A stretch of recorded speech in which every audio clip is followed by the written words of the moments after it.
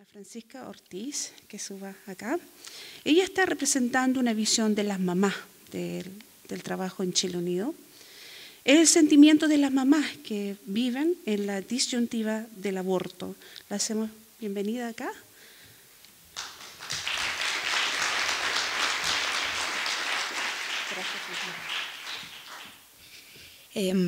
Hola, yo, estoy súper nerviosa.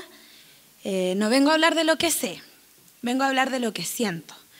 Y lo que siento yo o sentí en algún momento se ha transformado a lo mejor en el sentimiento común que la Fundación Chile Unido, de la cual yo soy parte, ha representado. Verónica Hoffman es la directora ejecutiva y ella ha representado siempre como el pensamiento general de lo que ellas logran identificar en lo que se produce de la primera llamada. La Fundación Chile Unido, yo la identifico cuando alguien me pregunta como la fundación del comercial del "si tú no estuvieras, yo me muero". Ese es mi sentimiento en este momento. Si mi hija no estuviera, yo me muero. Realmente hablamos a veces, no sé, yo entré a la universidad, a una universidad de estándar nacional, a la Universidad Católica, a estudiar una carrera que no me gustaba. Y por decisiones personales y por mis sentimientos decidí cambiarme de carrera. Aclaro con esto que yo vengo de una familia muy humilde. Yo soy la primera universitaria en todas las generaciones. Y era el orgullo de mi familia, siempre el orgullo de tener una universitaria, de alguien que lo logró. Entonces, con todos esos puntos en contra, me cambié a una universidad privada a la carrera de Derecho hace ya 4 años. Llevaba un mes estudiando y, mi mamá supo cuando yo estaba matriculada en otra universidad y cuando ya había renunciado a la Universidad Católica, supo que yo había cambiado este parecer. Yo vivía en otra parte en ese momento. No voy a negar que me gustaba harto el carrete, salir, mi vida era otra. Entonces, tras el impacto que causé en mi familia al cambiarme de universidad, causé detrás de eso el impacto de estar embarazada en un mes de la carrera de Derecho, soltera. A lo mejor en mi familia nunca nadie quiso que yo abortara o que tuviera ese pensamiento en la mente, pero siempre están lo que yo llamo los factores externos. Eres soltera, qué vergüenza que te vean los vecinos embarazada con esa guata y soltera. La gente en algún momento va a preguntar quién es el papá de la guagua. Los vecinos saben que vas a la universidad, imagínate qué vergüenza estudiando universitaria y con esa guata. En la universidad, ¿qué vas a hacer con esa guata cuando te vengáis en el metro? ¿Cómo lo vas a hacer para estudiar? En esta carrera hay que amanecerse, no te la vayas a poder. Siempre estaba remarcado en mí el no te la vas a poder. Siempre he sido muy desafiante y cuando escuchaba el no te la vas a poder, era una fuerza para decir sí, sí me la puedo. No puedo seguir decepcionando a mi gente. Estudié hasta, di mi último examen una semana antes de tener a la Josefina. Y nunca me voy a olvidar que cuando tenía 2 meses de embarazo, 9, 10 semanas, ya la idea del aborto era mi decisión. No era una idea, era mi decisión final frente al nacimiento de mi hija.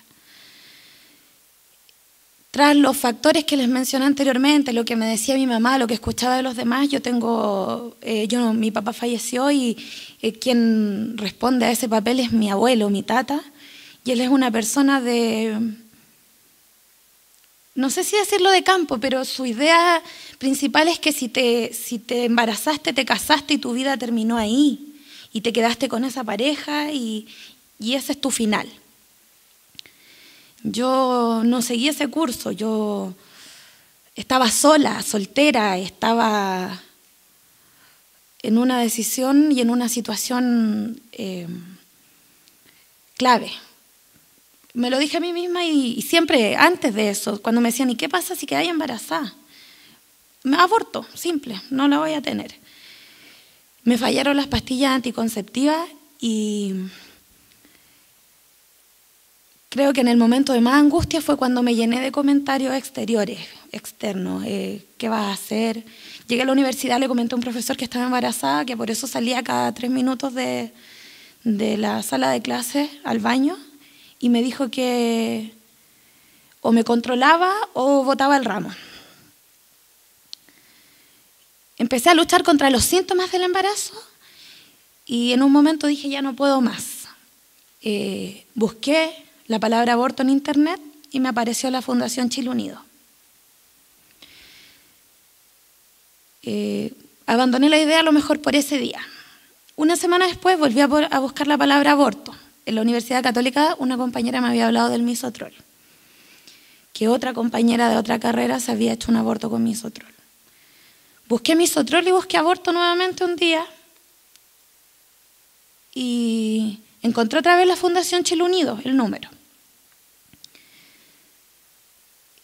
Yo me acuerdo y siempre resumo la llamada a la fundación como un abrazo a la distancia, un abrazo tras el teléfono. Estaba angustiada, lloraba. Y la persona que me contestó al teléfono, sin conocerme, sin saber quién yo era, logró calmar mi angustia y logró hacerme entender que no estaba sola. De partida yo no estaba sola, para mí no estoy sola porque no estaba mi hija, eso lo concluyo ahora. No estás sola, nosotras estamos contigo, me dijo. Para mí fue una llamada más, para mí ya me calmaron, pero cuando empecé a ver llamadas en mi teléfono, una y otra vez, a los 2 días, a los 3 días, ¿cómo estás? ¿Cómo te sientes? Aclaro que en ninguna de estas llamadas alguien me dijo no abortes, esto es malo, Dios te va a castigar, es un delito. Nunca me lo dijeron. Pero en el fondo lograron sacar de dentro de mí lo que yo en verdad quería. Yo quería tener a mi hija, yo necesitaba a mi hija conmigo. Pero los factores externos, lo que me decía la gente, me empujaba a no hacerlo. Pesaba más a lo mejor en ese momento lo que decían los demás y la opinión de los demás que mi hija. Cada una semana la Fundación Chile Unido me llamaba. Ellos se encargan. Ellos dicen, cuando nosotros, hace unos días tuvimos una fiesta de Navidad ahí, y ellos decían, ¿de quién eres tú? ¿De qué tía de las que te atienden, de qué tía de las que atienden acá eres tú? Y entonces uno le decía, no sé, de la tía María Angélica, y ella te está esperando, vamos a la fiesta. Y niña embarazada, ¿de quién eres tú? ¿Quién es la tía que te acompaña? Y me acompañaron hasta que mi hija tuvo 1 año. Siempre fui acompañada, siempre fui de la tía Vero, nunca la voy a olvidar. Siempre fui de ella. Nunca me dejó de llamar, si me veía angustiada me llamaban 2 horas más, me preguntaba cómo estaba. Me acuerdo que le dije, es que no puedo estar en mi casa, mi mamá quiere que me vaya porque yo le doy vergüenza. Entonces me dijo, te conseguimos un hogar. Pero ¿qué voy a hacer cuando nazca mi hija si el papá no está? ¿Qué le voy a dar? Te damos pañales. Y así, o sea, todo lo que... Siempre había una respuesta a lo que yo necesitara. Después mi hija creció. Ellos acompañan a las mamás hasta 1 año porque es lo que más se puede. Mi hija nació y hace un tiempo la Josefina, cuando ya tenía 2 años, 5 meses, en mayo, me impacté porque me levanté a trabajar y a estudiar. Y en las noticias vi que se estaba trabajando el proyecto de legalizar el aborto terapéutico bajo los 3 supuestos. Me fui súper impactada al trabajo y llegué allá y tomé una decisión que fue escribir una carta a la Fundación Chile Unido, que más que expresar lo que yo sé, porque aquí hubieron personas que expresaron lo que científicamente se sabe, que a lo mejor es lo más importante, me limité a escribir lo que yo sentí, lo que yo siento. Y de esa manera escribí una carta de 3 páginas que impactó a a las voluntarias de la fundación, que yo, en un sueño utópico, como lo dije en ese momento, esperaba que a lo mejor esa carta llegara a las autoridades para que supieran que no es importante a lo mejor lo que la sociedad pueda ver en una mujer embarazada, que no es importante a lo mejor la opinión internacional, lo que internacionalmente se realiza. No es importante ganar votos a partir de decir yo le voy a dar en el gusto a un grupo de mujeres. Para mí era más importante lo que siente una mamá.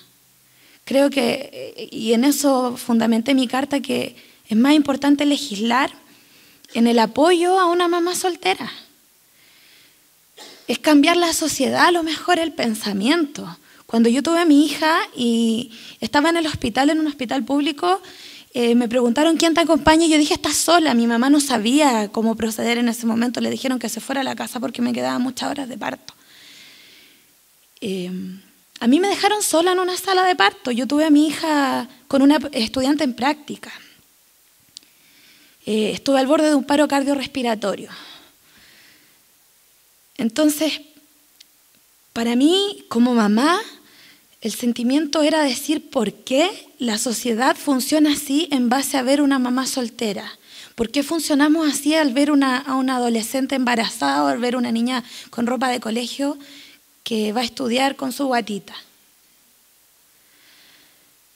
Después de esta carta, como lo dije, para mí era utópico, estoy acá, al lado de expertos, tratando de no dar una opinión científica, porque no la tengo, no manejo los términos, no sé nada de eso, pero sé lo que se puede llegar a sentir. Yo en Chile Unido explico, cuando me preguntan, explico que es mejor a veces en la fundación que salga adelante una mamá que te diga yo sé lo que sientes, yo sé por lo que estás pasando, antes que una persona te diga que lo que estás haciendo es malo o es un delito. Conversaba acá con alguien y le decía, no creo que seamos frutas para que nos escojan, para decir tú si estás en condiciones de nacer o tú no. Tú eres perfecto, tú no. Mi hija, a ojos de otra persona, a ojos de los que pueden pensar en la perfección, no es perfecta. Ella nació con una epilepsia que es bastante grave, tiene una falla hepática bastante fuerte. Situación que me la manifestaron en ecografía. Alguna vez un doctor me dijo, tu hija es muy chica para el tiempo de gestación. Lo miré y le dije, ¿y qué sucede con eso? Me dijo, una guagua muy chica tiene más riesgo de enfermarse y por lo tanto más riesgo de morir. En ningún momento yo pensé que mi hija no debía nacer porque tenía más riesgo de morir por ser más chica que las otras guaguas. En ningún momento yo pensé, he visto a mi hija como un ser imperfecto porque a lo mejor no es normal a los ojos de los médicos o de los demás. Un hijo nunca va a ser un ser despreciable o un ser imperfecto para una madre. A lo mejor puede que te digan tu hijo viene con una malformación, no va a sobrevivir. Pero creo que el dolor más fuerte podría suceder en el hecho de no saber nunca si mi hijo a lo mejor podría haber sobrevivido 24 horas. Y con eso haber entregado la felicidad que podría haber pagado los 9 meses de la angustia de saber si venía o no venía bien. Yo, desde mi humilde lugar, no llamo a una pelea, pero sí creo que, como lo dijo el doctor anteriormente, ante los datos falsos, si saliéramos a la pelea verdaderamente, las mamás que tenemos nuestro hijo en brazos y las mamás que luchamos por sacar la vida adelante de nuestro hijo, somos más. Somos más que esa estadística que podría mostrar que se mueren mujeres por abortos clandestinos, que la mujer termina feliz después de un aborto. Somos más porque la sonrisa de un hijo no deseado, que nació y que trae alegría, es más que eso. Yo estoy en mi 4º año de Derecho y me alegra decir que la Josefina me acompaña desde mi primer día en mi carrera. Puedo haber pasado noches en vela con ella llorando y puedo haber pasado a lo mejor días enteros en el hospital tratando de conseguirme el certificado para llevar a la universidad por una prueba que no pude dar. Pero creo que nada, ni siquiera el dolor o el sufrimiento que pueda haber sentido al dar la luz sola va a superar la felicidad que yo siento de tenerla en mis brazos. Y si la he visto enferma, salgo adelante con ella. Si mi hija no está bien de salud ahora, puede que esté bien en un tiempo más, pero yo estoy con ella. Porque cuando yo la necesité, desde dentro de mí ella me acompañó. Como lo decía, se necesitan más políticas que apoyen a las fundaciones. Nombraron varias fundaciones acá. Yo por mi parte apoyo y vengo de la Fundación Chile Unido, en que a veces hay mamás de 14 años que deciden y optan por la vida. Hay señoras que tienen 4 o 5 hijos y que optan por la vida. Alguna vez dije que si podía llegar a, aunque sea una mujer, me sentía feliz. Y hace un tiempo aparecí en un matinal del 11 y tras esa llamada, al mencionar el número yo, una mamá de 4 hijos, que los hijos le estaban exigiendo abortar, llamó y logró cambiar su decisión. Más allá de lo que pudiéramos, más allá de lo que la sociedad pudiera opinar, está el amor. Y el amor por un hijo yo creo que es lo más incalculable. Un día la María Paz Izquierdo me dijo, la periodista de Chile Unido, que nadie iba a poder discutir lo que yo sentía, que cada vez que me pidieran mi opinión, hablara desde lo que yo siento y desde lo que siento una mamá que está a punto de abortar. Que nadie nunca va a poder discutir eso y nunca se va a poder medir en una estadística. Y creo que así es, porque por más que yo estoy siempre pendiente de los temas de que van sucediendo, de las marchas que hacen pro aborto, más de lo que pudiera significar para mí las mujeres que acuden a la catedral a protestar en contra del aborto, creo que que está sobre eso el amor.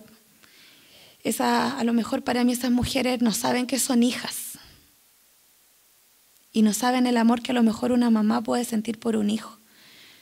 No saben que a lo mejor también fueron no deseadas en algún momento y que están a lo mejor defendiendo su propia causa.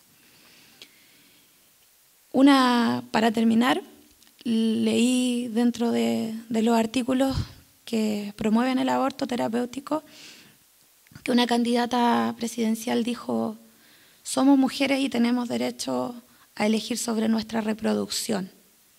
Defendamos nuestros derechos de reproducción y de sexualidad. Mis derechos son míos.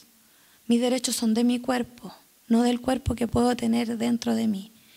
Y si vamos a protestar por derechos sobre sexualidad y reproducción, protestemos porque ayuden más a las niñas en los colegios, que se les instruya a lo mejor más a ellas sobre sexualidad para evitar que se embaracen.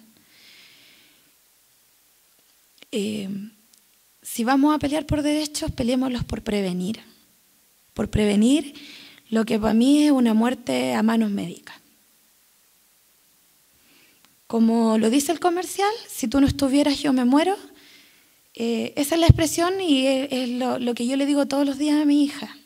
Si ella no estuviera yo me muero. A lo mejor si ella no estuviera no hubiera terminado mi carrera, no hubiera sido un gran desafío.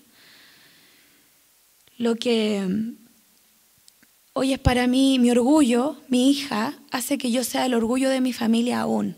A pesar de ser una mamá soltera, a pesar de haber dejado una carrera de 3 años en una universidad tradicional, lo sigo siendo. Y creo que eso es porque he demostrado que se puede, que la lucha personal se vuelve común. A nombre de la fundación y de las mamás, de mis compañeras, en el fondo, las mamás que están ahí, agradezco que se den estas instancias, porque a lo mejor nunca nadie había querido escuchar lo que puede decir una mamá que tiene una hija que es soltera y que sintió angustia en algún momento y dolor. Agradecida de poder participar y de poder entregarles mi testimonio de la mejor forma posible, que lo intenté. Y como lo digo siempre en las fundaciones, esta es una lucha que está recién comenzando. No podemos permitir que estén matando a nuestros hijos. No podemos permitir que ante la ignorancia de una mamá en un consultorio de salud pública pese más el ver a un hijo enfermo que el que te digan que tu hijo no está apto, que el amor que uno puede sentir. Si cada mamá que tiene un hijo con alguna malformación o con alguna capacidad distinta supiera desde que él está dentro de ella que va a tener apoyo, las cosas serían diferentes. Si una mamá que fue violada supiera a lo mejor que no le van a volver a repetir en la vida que su hijo es fruto de una violación, las cosas a lo mejor serían diferentes. Y si se respetara la vida que está por nacer y se considerara persona a quien tenemos dentro como mujeres, las cosas serían diferentes. Eso, gracias.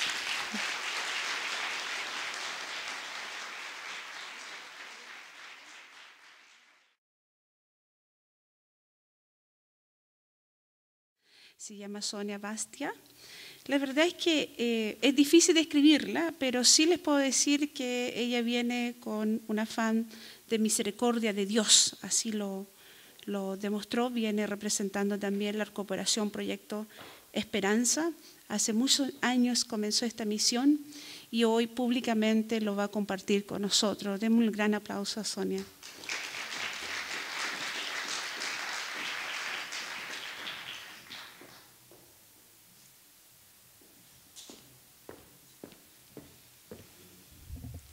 Bueno, yo estoy desde el otro lado de Francisca y quiero compartir mi testimonio de vida, comenzando por la frase que nos enseña nuestra gran folclorista Violeta Parra.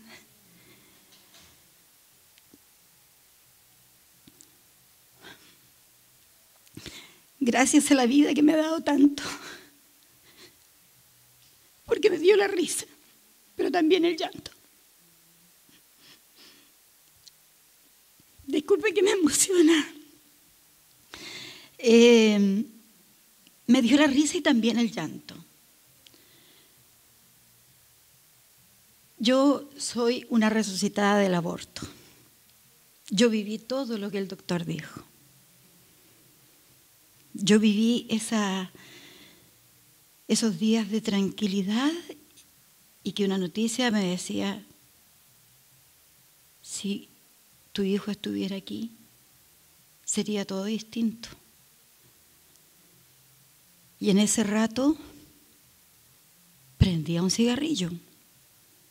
El cigarrillo me calmaba. Era esa tranquilidad y esa paz momentánea que me decía, no, todo pasó. Si todos lo hacen, no eres la única. Calma, tranquila. Veía a un niño y decía, mi hijo sería como ella, o sería como él. ¿Qué habrá sido? Pero iba a buscar algo rico y comía. Y me calmaba. En ese ir y venir Duré 30 años. Llegué a pesar 90 kilos. Me fumaba 2 cajetillas diarias y me acostaba con una cervecita en la noche o con un traguito de whisky o a veces una bebida, pero para que no estuviera tan dulce le colocaba un poquitito de ron o de pisco. Pero de lo que nunca me olvidé y que fue realmente, como dice el doctor, mi baluarte fue el crucifijo debajo de mi cama. Un día me acuerdo, la empleada me decía: señora Sonia, ¿siempre está el crucifijo debajo de su almohada? Sí, le decía, porque él me tranquiliza mis sueños. Él me calma mis sueños. Él es mi compañía. Bueno, llegué al médico con un diagnóstico de depresión posparto, tomando 1000 pastillas porque di a luz a mi última hija y no soportaba su llanto. Cuando ella lloraba le decía a la nana: llévatela al parque, llévatela al patio, toma la teta, haz lo que quieras, pero cállala. Mi mamá me decía: pero hija, cálmate. No me pidas que me calme, solamente llévensela. A mi hija no la pude criar. No pude crear lazos con ella. Estuvimos al borde de la muerte las dos. Los médicos me detectaron una depresión posparto, como les decía. Cuando me casé con mi esposo dijimos: vamos a tener muchos hijos. Sí, muchos hijos. Vino mi primer hijo, todo bien. Todos vinieron en posición podálica, por lo tanto venían por cesárea. Vino mi segunda hija, todo bien. Después, con 1 año de diferencia cada uno, en el tercer año viene mi tercera hija y el doctor me dice: ¿cómo tan irresponsable? ¿Vas a dejar a tu marido solo con 2 hijos? ¿Cómo no pensaste o no tienes televisión en tu cuarto? Con mi esposo nos miramos y le digo: ¿y qué voy a hacer? No sé, me dice: el problema es tuyo. El problema de ustedes. Pero 3 cesáreas en 3 años no puedes tenerlo. Te vas a morir. Si un médico me dice que me voy a morir por tener un hijo, me dio la sentencia y me abrió la puerta a la muerte. Salimos de allí, con mi esposo no hablamos nada, yo con mi dolor y él con su dolor. Y una amiga me dice: yo conozco una clínica súper buena, me dice, y es muy moderna y tienen una máquina succionadora. Yo en silencio, no dije ni sí ni no. Y me dice: yo te acompaño, no te preocupes, todo va a estar bien, pero tú tienes 2 hijos por quien velar. En realidad tenía 2 hijos por quien velar. ¿Qué hacía? En ese rato de indecisión, de miedo, de angustia, de soledad, mi esposo tampoco supo qué hacer. Solamente fuimos y quien decidió fue mi amiga. Yo fui incapaz de decirle que no. Incapaz. Solamente recuerdo que el día me dijo: está todo listo, te paso a buscar. Bueno, cuando estaba en la clínica estaba adentro y quería salir. Quería arrancar de ahí.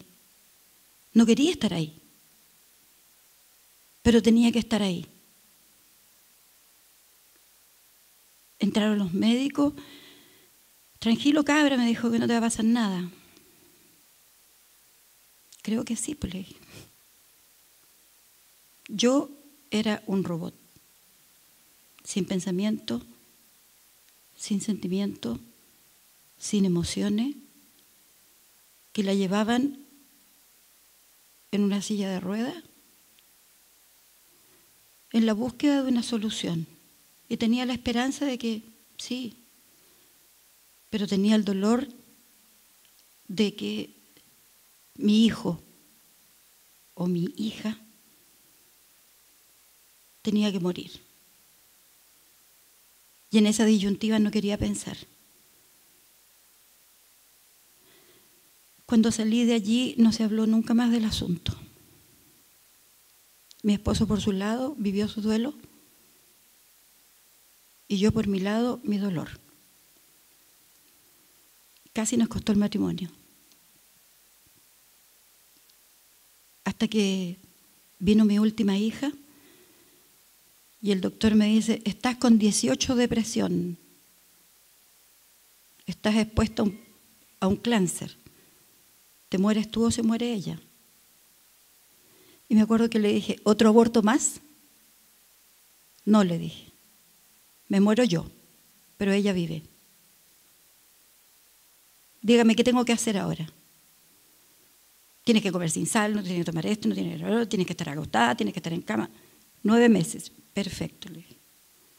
Y si es que llegas a los 9, me dijo. No importa, le dije, con que lleguemos a los 6 creo que estamos bien, ¿no? Ah, me dijo, eres valiente, ¿eh? Sí, le dije, lo que antes fui cobarde, hoy día soy valiente. A mi hija la sacaron de 6 meses y medio a una incubadora y yo a la UTI. Cuando entré, semi-inconsciente, me acuerdo que le dije a mi esposo, firma que salven a mi hija.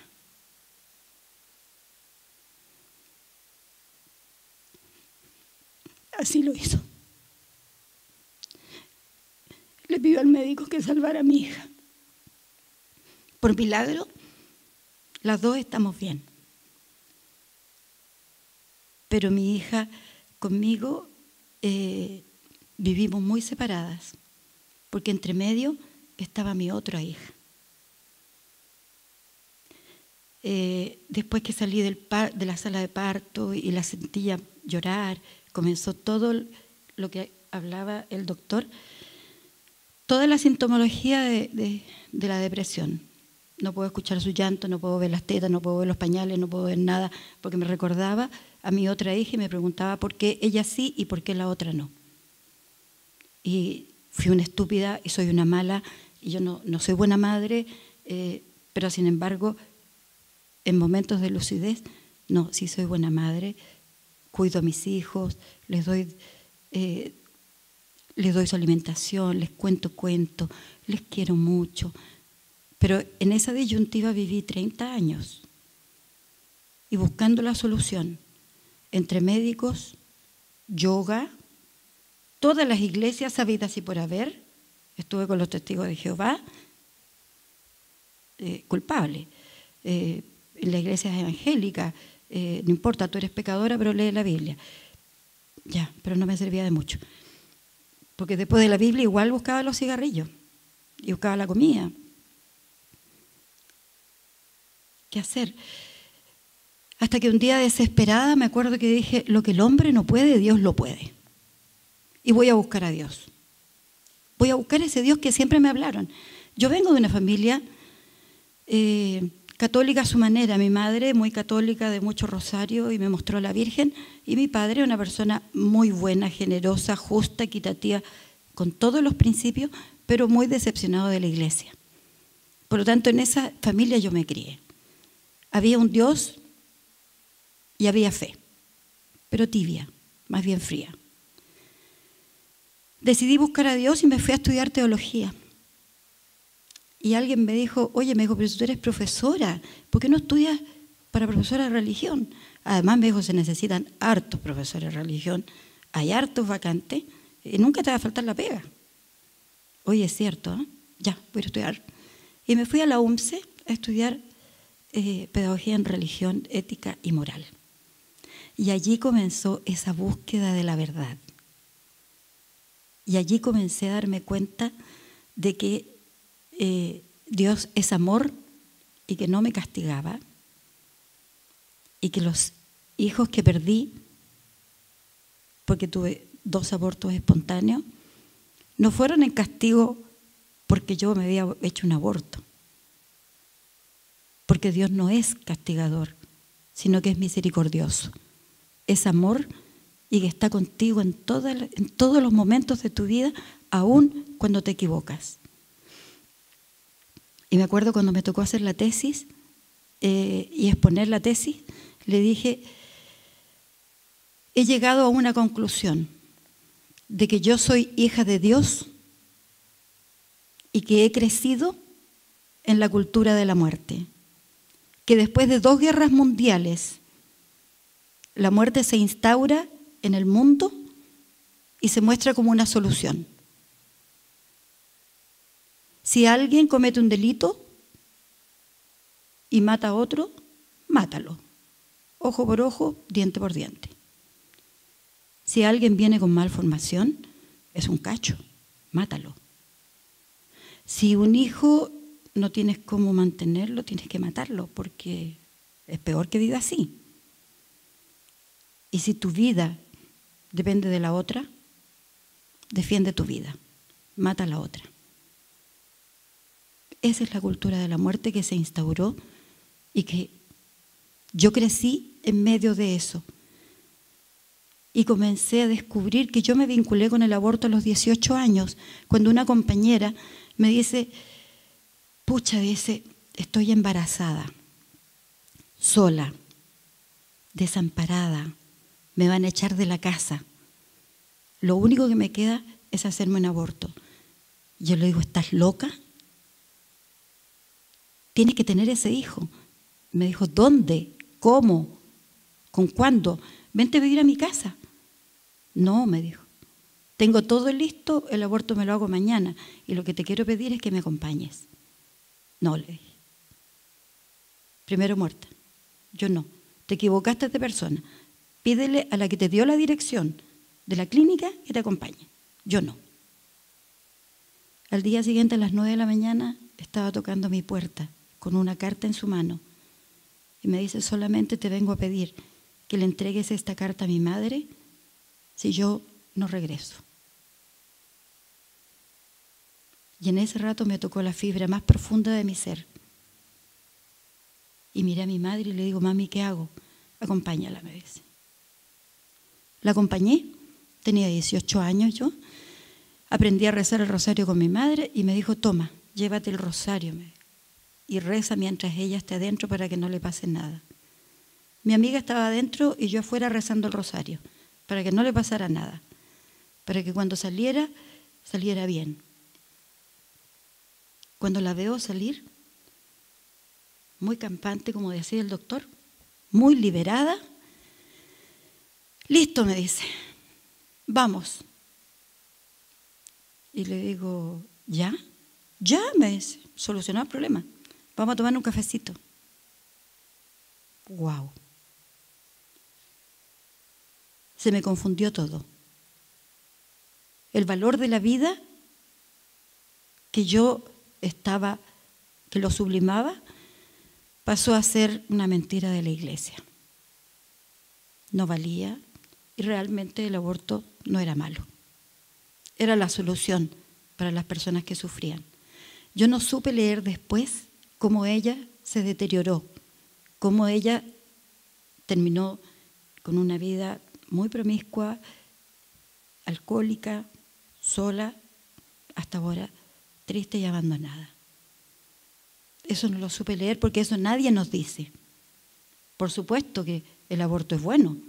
Nadie dice las secuelas que dijo el doctor y que yo las viví en carne propia.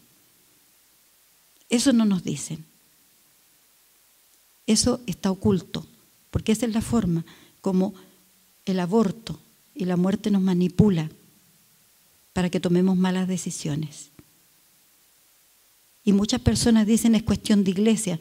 Si yo hubiera estado cerca de la iglesia cuando tuve que tomar la decisión de abortar, yo no hubiera abortado, porque la fe me hubiera fortalecido. Pero en cambio, ¿qué me fortaleció? El miedo con que nos maneja la cultura de la muerte. Si no haces esto, te va a pasar lo otro. Si haces esto, vas a tener esta consecuencia. Me manejó el miedo. Y el aborto y las secuelas no es un problema de fe.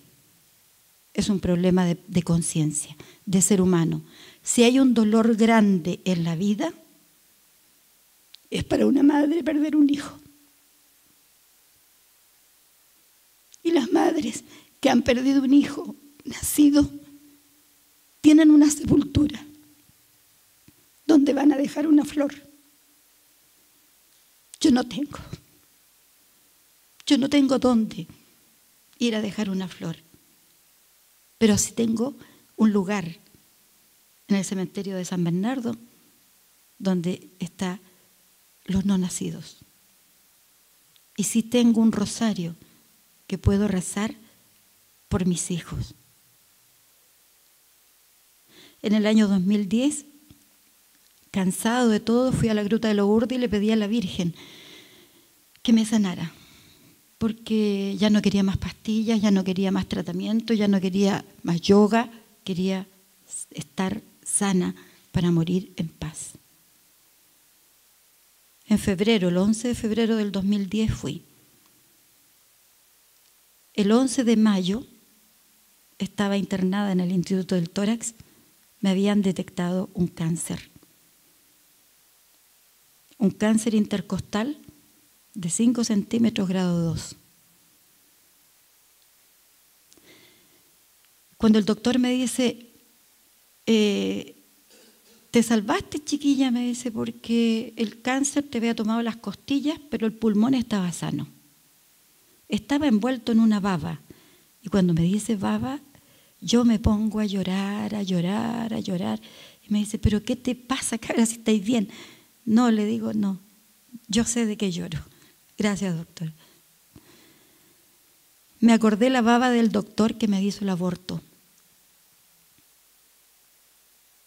Y dije, este dolor, lo que tenía guardado, salió. Ahora tengo que reconciliarme con Dios, con mis hijos, conmigo misma y dar testimonio de que el aborto es el peor cáncer que tenemos en la sociedad.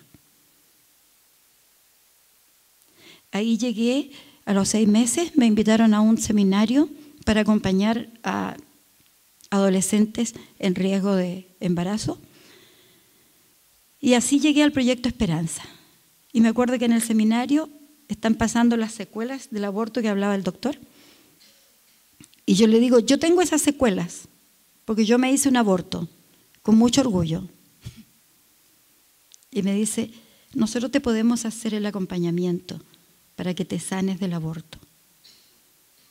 Me hicieron el acompañamiento, que lo termino el viernes 12, que es el Día de la Virgen de Guadalupe, donde puedo entregar a mis hijos, y ahora sé que mis hijos están con Dios y que deben estar aquí hoy día acompañándome, orgullosos, diciendo, esa es mi madre. Fueron 4 años de enfrentar el dolor, de enfrentar el duelo, de enfrentar el mundo, de poder mirar a Dios a la cara. Y esto lo identifico mucho con la parábola del hijo pródigo. Cuando yo fui y dije, yo me equivoqué, perdóname, Señor, necesito tu misericordia para poder morir en paz. Y como nos dijo Jesús, el que pide, se le da. Yo la pedí y me la dio. Me dio la misericordia, me dio la gracia para poder enfrentar. No fue fácil. Muchas veces quise quedarme en la casa. Muchas veces me dolía la cabeza, me dolía el estómago. No quería ir a las reuniones porque tenía que enfrentar muchos dolores. En estos casi 4 años pude recordar que no solamente fue un aborto, fueron 3 abortos. 2 antes de casarme y 1 de casada. Y que no solamente fue eso, porque pude recordar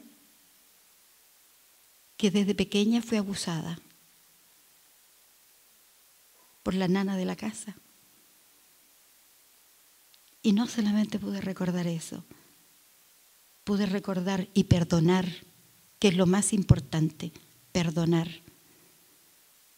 El médico que me hizo el primer aborto me violó. En todo este proceso fue tan enriquecedor para mí, fue tan fortalecedor, porque pude conocer al género humano. Y hoy día puedo pedirle a Dios misericordia para ese médico. ¿Qué ética le podría pedir a una persona que lucra con la vida humana? ¿Qué valor de vida le puedo exigir a él? ¿Qué respeto a la vida le puedo exigir a él?